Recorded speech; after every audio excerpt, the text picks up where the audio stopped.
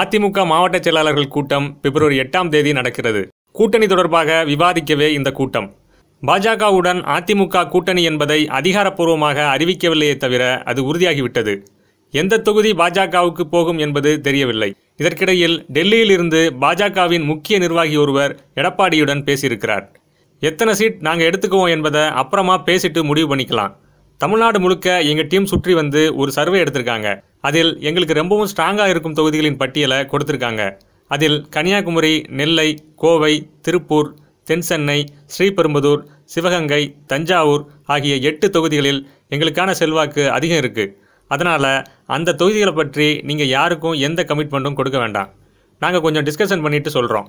அதே போல் சட்டமன்ற தொகுதிகளை பொறுத்தவரை இருக்கும் 22 தொகுதிகளில் 3 அல்லது 4 தொகுதிகளில் எங்களோட பங்களிப்பு இருக்கணும்.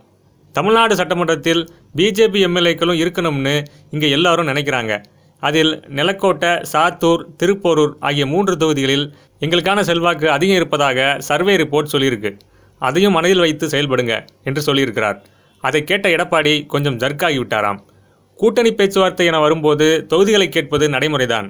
ஆனால் நீங்கள் கேட்டிருக்கும் பல தொகுதிகள் அதிமுகவின் கோட்டை. அங்கே பிஜேபி நின்றால் கட்சிக்காரங்க கோபமாயிடுவாங்க. தேர்தலில் நமக்கு வேலை பார்ப்பாங்களானே சொல்ல முடியாது. அதனால் இந்த முடிவை நான் மட்டும் எடுக்க முடியாது. உங்களோட தேவைகள் எல்லாவற்றையும் நீங்கள் சொல்லிட்டீங்க. இதை நான் கட்சிக்குள்ளே பேசிட்டு முடிவு பண்ணி சொல்கிறேன் என்று சொன்னாராம்.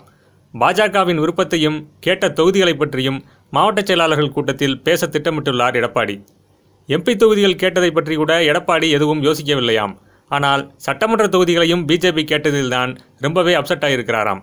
அவங்க சொன்னால் நாம் கேட்போம் என்பதற்காக என்ன வேணும்னாலும் கேட்பாங்களா? நாம் இல்லாமல் அவங்களால தமிழ்நாட்டில் ஒரு சீட் ஜெயிக்க முடியுமா என்று தனக்கு நெருக்கமான நண்பர் ஒருவரிடம் வெளிப்படையாகவே சொல்லி வருத்தப்பட்டிருக்கிறார் எடப்பாடி பழனிசாமி. மின்னம்பலம் யூடியூப் பேஜை சப்ஸ்கிரைப் பண்ணுங்க.